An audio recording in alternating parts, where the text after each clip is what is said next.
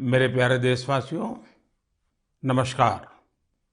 मन की बात के लिए मुझे आप सभी के बहुत सारे पत्र मिले हैं। सोशल मीडिया और नमो ऐप पर भी बहुत से संदेश मिले हैं। मैं इसके लिए आपका बहुत आभारी हूँ। इस कार्यक्रम में हम सभी की कोशिश रहती है कि एक दूसरे के प्रेरणादायी प्रयासों की चर्चा करें, जन आंदोलन से परिवर्तन की गाथा पूरे देश को बताएं।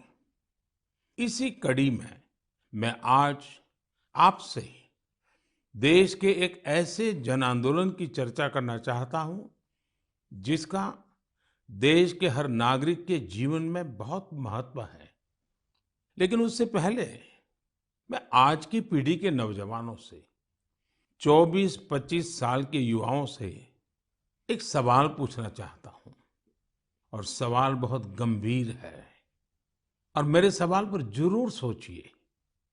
क्या आपको पता है कि आपके माता-पिता जब आपकी उम्र के थे तो एक बार उनसे जीवन का भी अधिकार छीन लिया गया था? आप सोच रहे होंगे कि ऐसा कैसे हो सकता है? ये तो असंभव है।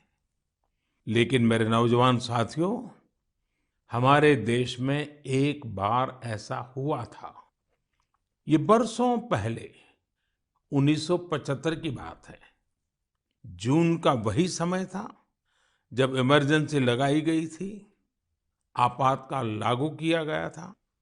उसमें देश के नागरिकों से सारे अधिकार छीन लिए गए थे। उसमें से एक अधिकार संविधान के आर्टिकल 21 के तहत सभी भारतीयों को मिला, right to life and personal liberty भी था।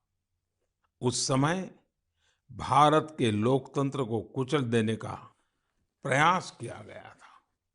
देश की अदालतें, हर संवैधानिक संस्था, प्रेस, सब पर नियंत्रण लगा दिया गया था। सेंसरशिप की ये हालत थी कि बिना स्वीकृति कुछ भी छापा नहीं जा सकता था। मुझे याद है, तब मशहूर गायक किशोर कुमार जी ने सरकार की वाहवाही करने से इनकार किया तो उन पर बैन लगा दिया गया। रेडियो पर से उनकी एंट्री ही हटा दी गई। लेकिन बहुत कोशिशों, हजारों गिरफ्तारियों और लाखों लोगों पर अत्याचार के बाद भी भारत के लोगों का लोकतंत्र से विश्वास डिगा नहीं, रत्ती भर नहीं डिगा। भारत के हम लोगों में सदियों से जो लोकतंत्र के संस्कार चले आ रहे हैं, जो लोकतांत्रिक भावना हमारी रग रग में है, आखिरकार जीत उसी की हुई। भारत के लोगों ने लोकतांत्रिक तरीके से ही इमरजेंसी को हटाकर वापस लोकतंत्र की स्थापना की। तानाशाही की मानसिकता को, तानाशाही वृत्ति प्रवृत्ति को लोकतांत्रिक तरीके से पराजित करने का ऐसा उदाहरण पूरी दुनिया में मिलना मुश्किल है।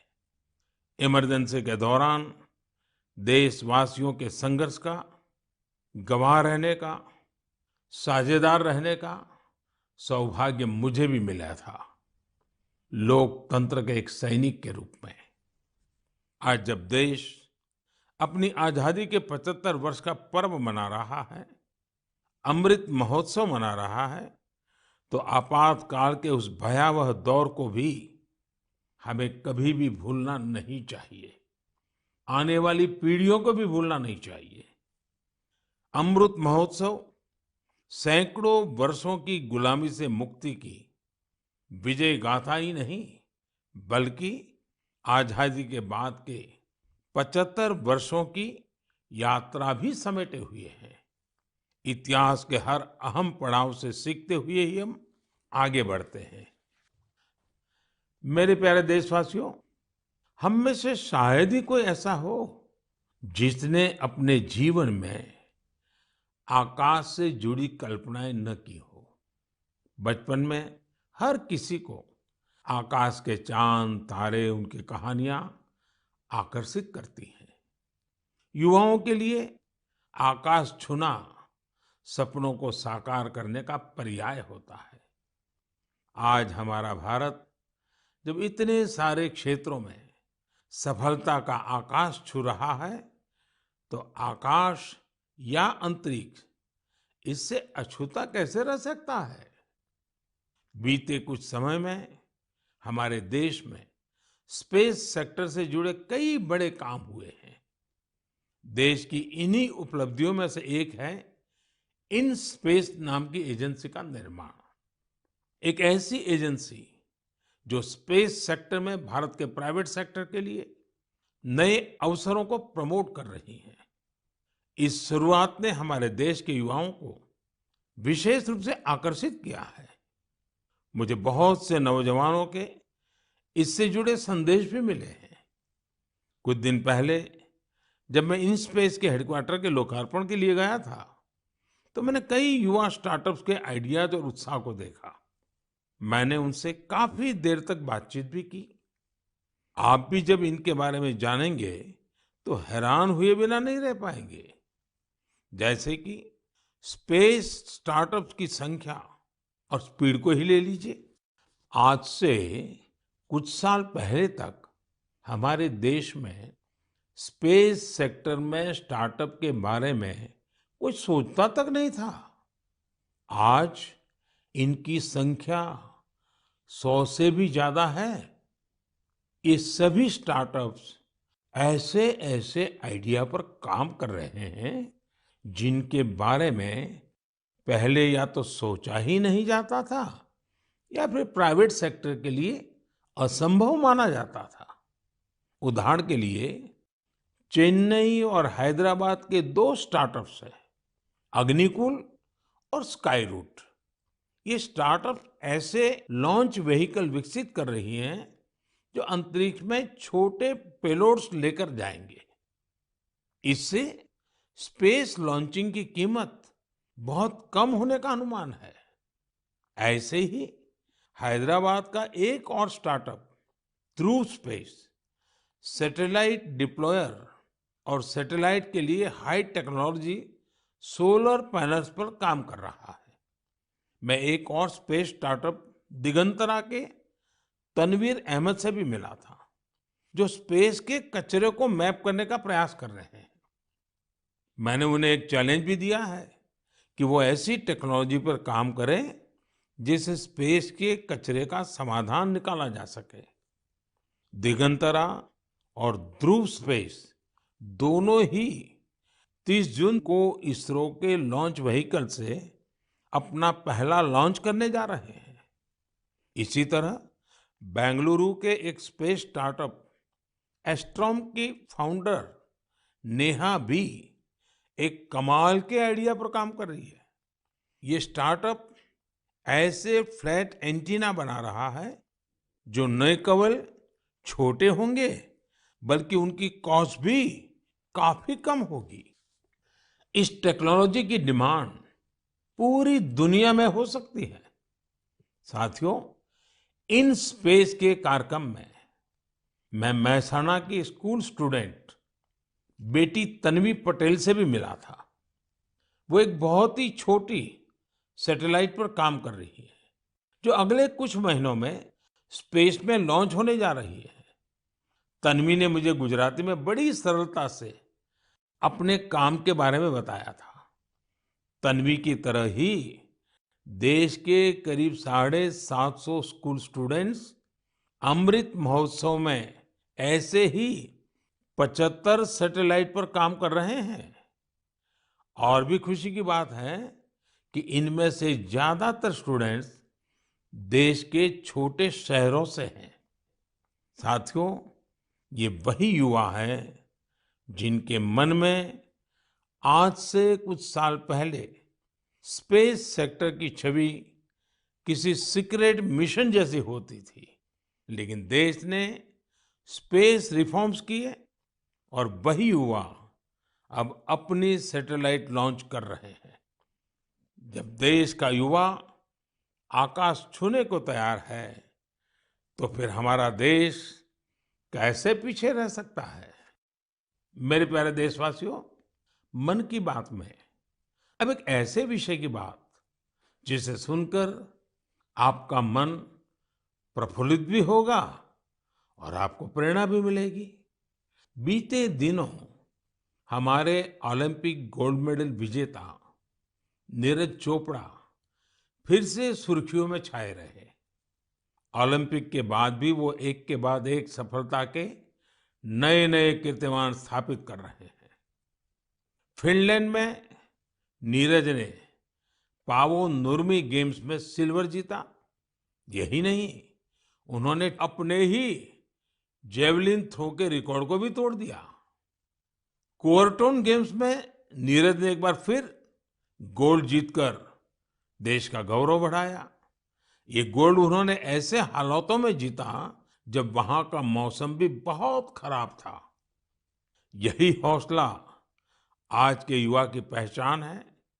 स्टार्टअप से लेकर स्पोर्ट्स वर्ल्ड तक भारत के युवा नए नए रिकॉर्ड बना रहे हैं। अभी हाल में ही आयोजित हुए खेलो इंडिया यूथ गेम्स में भी हमारे खिलाड़ियों ने कई रिकॉर्ड बनाए।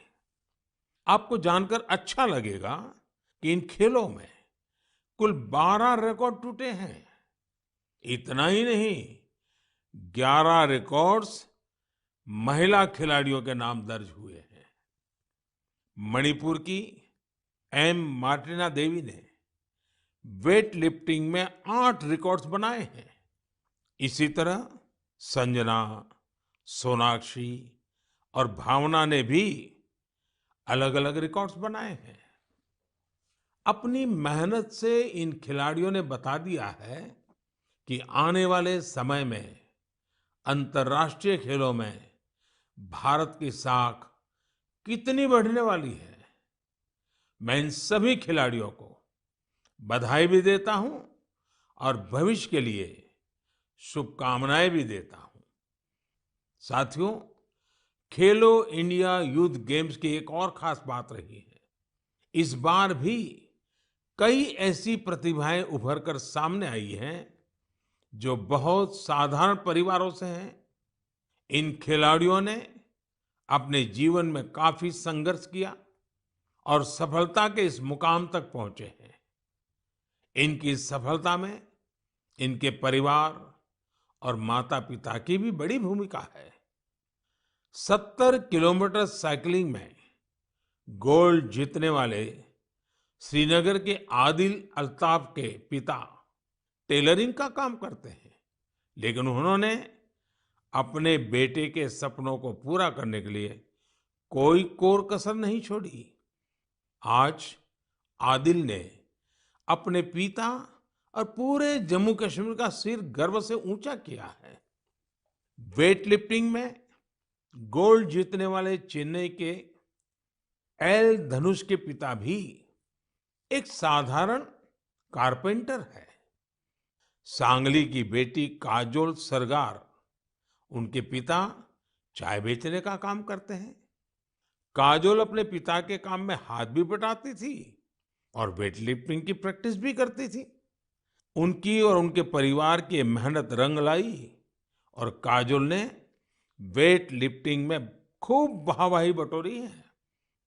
ठीक इसी प्रकार का करिश्मा रोहतक की तनु ने भी किया है। तनु के पिता राजवीर सिंह रोहतक में एक स्कूल के बस ड्राइवर है। तनु ने कुश्ती में स्वर्ण पदक जीतकर अपना और अपने परिवार का, अपने पापा का सपना सच करके दिखाया है। साथियों, खेल जगत में अब भारतीय खिलाड़ियों का दबदबा तो बढ़ ही रहा है, साथ ही भारतीय खेलों की भी नई पहचान बन रही है। जैसे कि इस बार खेलो इंडिया यूथ गेम्स में ओलंपिक में शामिल होने वाली स्पर्धाओं के अलावा 5 स्वदेशी खेल भी शामिल हुए थे। ये 5 खेल है गतका, थांग ता, योगासन, कलरियापट्टू और मलखम्ब। साथियों, भारत में एक ऐसे खेल का अंतर्राष्ट्रीय टूर्नामेंट होने जा रहा है जिस खेल का जन्म सदियों पहले हमारे ही देश में हुआ था, भारत में हुआ था। ये आयोजन है 28 जुलाई से शुरू हो रहे शतरंज ओलंपियाड का। इस बार शतरंज ओलंपियाड में 180 से भी ज्यादा देश हिस्सा ले रहे हैं। खेल और फिटनेस की हमारी आज की चर्चा एक और नाम के बिना पूरी नहीं हो सकती। ये नाम है तेलंगाना की माउंटेनियर पूर्णा मालावत का। पूर्णा ने 7 समिट्स चैलेंज को पूरा कर कामयाबी का एक और परचम लहराया है। 7 समिट्स चैलेंज यानी दुनिया की 7 सबसे कठिन और ऊंची पहाड़ियों पर चढ़ने की चुनौती। पूर्णा ने अपने बुलंद हौसलों के साथ नॉर्थ अमेरिका की सबसे ऊंची चोटी माउंट देनाली की चढ़ाई पूरी कर देश को गौरवान्वित किया है। पूर्णा भारत की वही बेटी है जिन्होंने महज 13 साल की उम्र में माउंट एवरेस्ट पर जीत हासिल करने का अद्भुत कारनामा कर दिखाया था। साथियों, जब बात खेलों की हो रही है तो मैं आज भारत की सर्वाधिक प्रतिभाशाली क्रिकेटरों में उनमें से एक मिताली राज की भी चर्चा करना चाहूंगा। उन्होंने इसी महीने क्रिकेट से संन्यास की घोषणा की है, जिसने कई खेल प्रेमियों को भावुक कर दिया है। मिताली महज एक साधारण खिलाड़ी नहीं रही है, बल्कि अनेक खिलाड़ियों के लिए प्रेरणा स्रोत भी रही है। मैं मिताली को उनके भविष्य के लिए ढेर सारी शुभकामनाएं देता हूं। मेरे प्यारे देशवासियों, हम मन की बात में वेस्ट टू वेल्थ से जुड़े सफल प्रयासों की चर्चा करते रहे हैं। ऐसा ही एक उदाहरण है मिजोरम की राजधानी आइजवाल का। आइजवाल में एक खूबसूरत नदी है चिटे लुई, जो बरसों की उपेक्षा के चलते गंदगी और कचरे के ढेर में बदल गई। पिछले कुछ वर्षों में इस नदी को बचाने के लिए प्रयास शुरू हुए हैं। इसके लिए स्थानीय एजेंसियां, स्वयंसेवी संस्थाएं और स्थानीय लोग मिलकर save Chite Louis action plan भी चला रहे हैं। नदी की सफाई के इस अभियान ने वेस्ट से वेल्थ क्रिएशन का अवसर भी बना दिया है। दरअसल इस नदी में और इसके किनारों पर बहुत बड़ी मात्रा में प्लास्टिक और पॉलीथीन का कचरा भरा हुआ था। नदी को बचाने के लिए काम कर रही संस्था ने इसी पॉलीथीन से सड़क बनाने का फैसला लिया। यानी जो कचरा नदी से निकला, उससे मिजोरम के एक गांव में राज्य की पहली प्लास्टिक रोड बनाई गई। यानी स्वच्छता भी और विकास भी। साथियों, ऐसा ही एक प्रयास पुडुचेरी के युवाओं ने भी अपनी स्वयंसेवी संस्थाओं के जरिए शुरू किया है। पुडुचेरी समंदर के किनारे बसा है। वहां के बीचेस और समुद्री खूबसूरती देखने बड़ी संख्या में लोग आते हैं। लेकिन पुडुचेरी के समंदर तट पर भी प्लास्टिक से होने वाली गंदगी बढ़ रही थी। इसलिए अपने समंदर बीचेस और इकोलॉजी को बचाने के लिए यहाँ लोगों ने रिसाइकलिंग फॉर लाइफ अभियान शुरू किया है। आज पुडुचेरी के कराईकल में हजारों किलो कचरा हर दिन कलेक्ट किया जाता है और उसे सेग्रीगेट किया जाता है। इसमें जो ऑर्गेनिक कचरा होता है उससे खाद बनाई जाती है। बाकी दूसरी चीजों को अलग करके रिसाइकल कर लिया जाता है। इस तरह के प्रयास प्रेरणादायी तो है ही, सिंगल यूज प्लास्टिक के खिलाफ भारत के अभियान को भी गति देते हैं। साथियों, इस समय जब मैं आपसे बात कर रहा हूं, तो हिमाचल प्रदेश में एक अनोखी साइकिलिंग रैली भी चल रही है। मैं इस बारे में भी आपको बताना चाहता हूं। स्वच्छता का संदेश लेकर साइकिल सवारों का एक समूह शिमला से मंडी तक निकला है। पहाड़ी रास्तों पर करीब पौने 200 किलोमीटर की ये दूरी ये लोग साइकिल चलाते हुए ही पूरी करेंगे। इस समूह में बच्चे भी और बुजुर्ग भी हैं। हमारा पर्यावरण स्वच्छ रहे, हमारे पहाड़, नदियां, समंदर स्वच्छ रहे, तो स्वास्थ्य भी उतना ही बेहतर होता जाता है। आप मुझे इस तरह के प्रयासों के बारे में जरूर लिखते रहिए। मेरे प्यारे देशवासियों, हमारे देश में मानसून का लगातार विस्तार हो रहा है। अनेक राज्यों में बारिश बढ़ रही है। ये समय जल और जल संरक्षण की दिशा में विशेष प्रयास करने का भी है। हमारे देश में तो सदियों से ये जिम्मेदारी समाज ही मिलकर उठाता रहा है। आपको याद होगा, मन की बात में हमने एक बार स्टेप वेल्स यानी बावड़ियों की विरासत पर चर्चा की थी। बावड़ी उन बड़े कुओं को कहते हैं जिन तक सीढ़ियों से उतरकर पहुंचते हैं। राजस्थान के उदयपुर में ऐसी ही सैकड़ों साल पुरानी एक बावड़ी है, सुल्तान की बावड़ी। इसे राव सुल्तान सिंह ने बनवाया था, लेकिन उपेक्षा के कारण धीरे धीरे ये जगह वीरान होती गई और कूड़े कचरे के ढेर में तब्दील हो गई है। एक दिन कुछ युवा ऐसे ही घूमते हुए इस बावड़ी तक पहुंचे और इसकी स्थिति देखकर बहुत दुखी हुए। इन युवाओं ने उसी क्षण सुल्तान की बावड़ी की तस्वीर और तकदीर बदलने का संकल्प लिया। उन्होंने अपने इस मिशन को नाम दिया सुल्तान से सूरतान। आप सोच रहे होंगे कि सूरतान क्या है।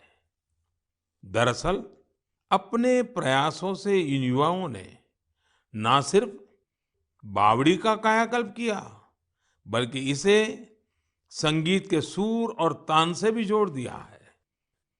सुल्तान की बावड़ी की सफाई के बाद, उसे सजाने के बाद वहां सुर और संगीत का कार्यक्रम होता है।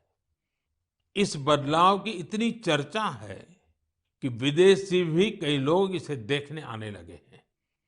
इस सफल प्रयास की सबसे खास बात यह है कि अभियान शुरू करने वाले युवा चार्टर्ड अकाउंटेंट्स हैं। संयोग से अब से कुछ दिन बाद 1 जुलाई को चार्टर्ड अकाउंटेंट डे है।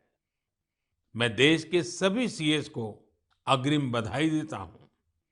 हम अपने जल स्रोतों को संगीत और अन्य सामाजिक कार्यक्रमों से जोड़कर उनके प्रति इसी तरह जागरूकता का भाव पैदा कर सकते हैं। जल संरक्षण तो वास्तव में जीवन संरक्षण है। आपने देखा होगा, आजकल कितने ही नदी महोत्सव होने लगे हैं। आपके शहरों में भी इस तरह के जो भी जल स्रोत हैं, वहां कुछ न कुछ आयोजन अवश्य करें। मेरे प्यारे देशवासियों, हमारे उपनिषदों का एक जीवन मंत्र है, चरैवेति चरैवेति चरैवेति।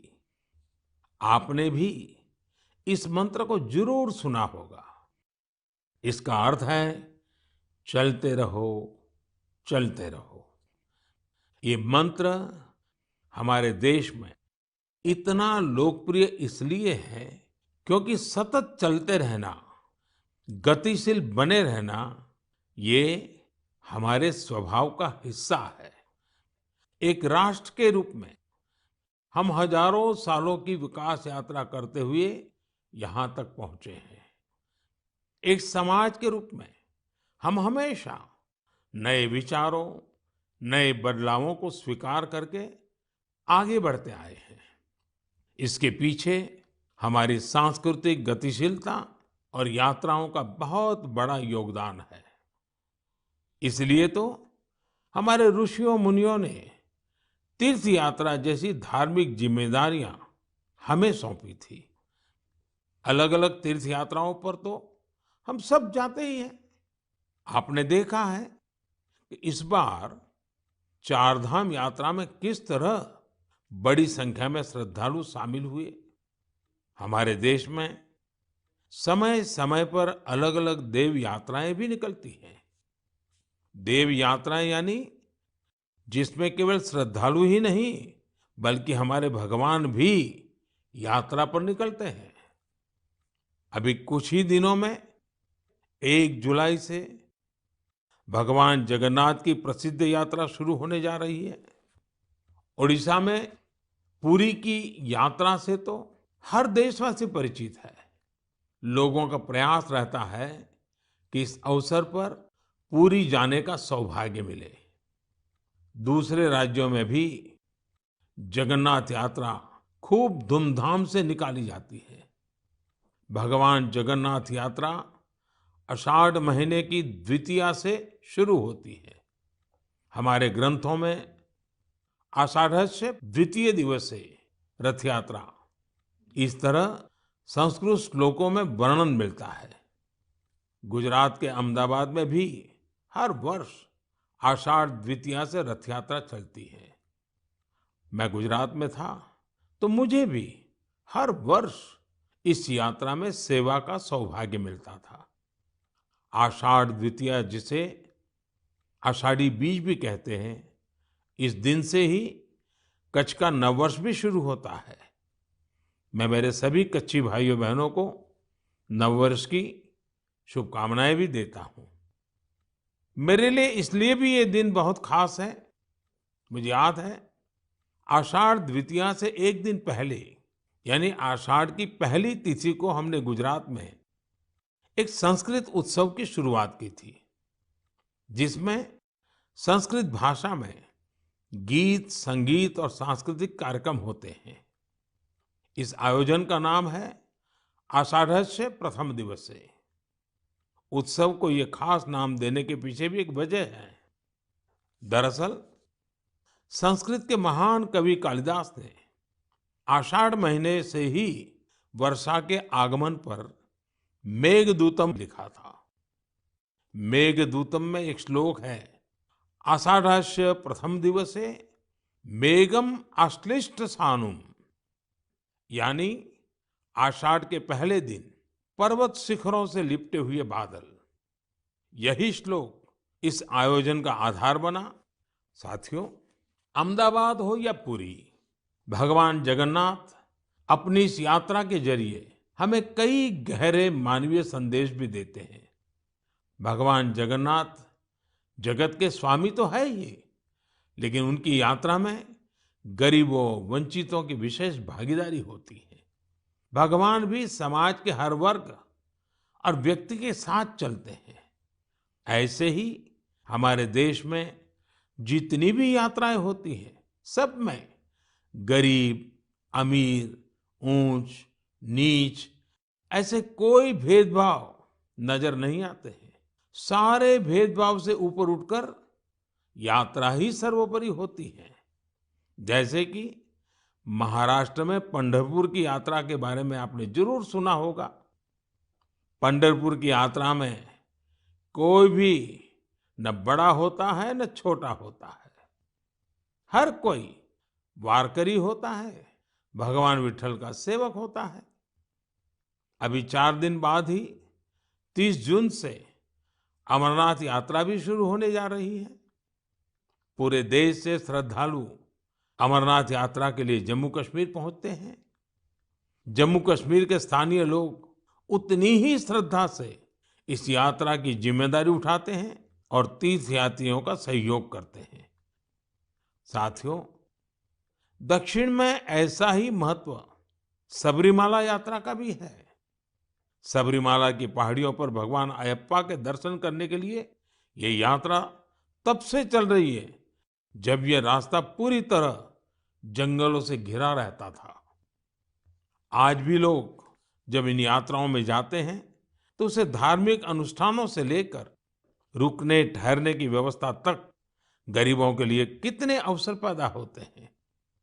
यानी ये यात्राएं प्रत्यक्ष रूप से हमें गरीबों की सेवा का अवसर देती हैं और गरीब के लिए उतनी ही हितकारी होती हैं। इसलिए तो देश भी अब आध्यात्मिक यात्राओं में श्रद्धालुओं के लिए सुविधाएं बढ़ाने के लिए इतने सारे प्रयास कर रहा है। आप भी ऐसी किसी यात्रा पर जाएंगे तो आपको अध्यात्म के साथ साथ एक भारत श्रेष्ठ भारत के भी दर्शन होंगे। मेरे प्यारे देशवासियों, हमेशा की तरह इस बार भी मन की बात के जरिए आप सभी से जुड़ने का ये अनुभव बहुत ही सुखद रहा। हमने देशवासियों की सफलताओं और उपलब्धियों की चर्चा की। इस सब के बीच हमें कोरोना के खिलाफ सावधानी को भी ध्यान रखना है। हालांकि संतोष की बात है कि आज देश के पास वैक्सीन का व्यापक सुरक्षा कवच मौजूद है। हम 200 करोड़ वैक्सीन डोज के करीब पहुंच गए हैं। देश में तेजी से प्रिकॉशन डोज भी लगाई जा रही है। अगर आपकी सेकंड डोज के बाद प्रिकॉशन डोज का समय हो गया है तो आप ये तीसरा डोज जरूर लें। अपने परिवार के लोगों को, खासकर बुजुर्गों को भी प्रिकॉशन डोज लगवाएं।